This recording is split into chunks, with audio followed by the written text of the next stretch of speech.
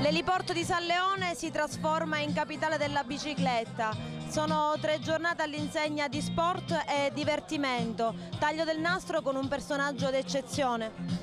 Con Alessandro Barbero, ieri sera abbiamo aperto col botto, un mare di gente a vedere questa esibizione, molto affollata ed è già un ricordo. Abbiamo aperto col campione del mondo ed è già un ricordo, perché già stamattina la pedalata delle matricole, il Matricola Bike Fest, quelli che si avvicinano alla bicicletta per la prima volta. Partirà la gara di Full Cross Eliminator e durerà per tutto il pomeriggio, la gara più adrenalinica, il primo trofeo Automobile France, Full Cross Eliminator, fino a notte, quando poi ci sarà l'happy hour, musica dal vivo, DJ set, insomma siamo in piena festa.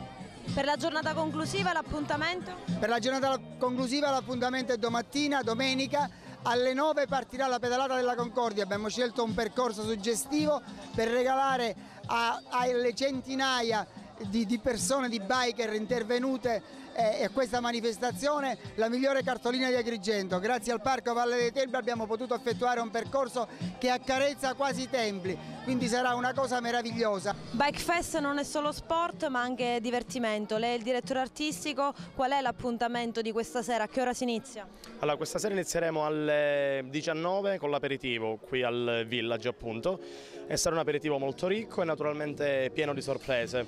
Il pezzo forte saranno naturalmente i DJ che abbiamo invitato da tutta la provincia e non solo, perché arriveranno anche da Palermo, e intratterremo migliaia di persone con DJ set, musica dal vivo. Per la serata conclusiva invece? Facciamo i botti.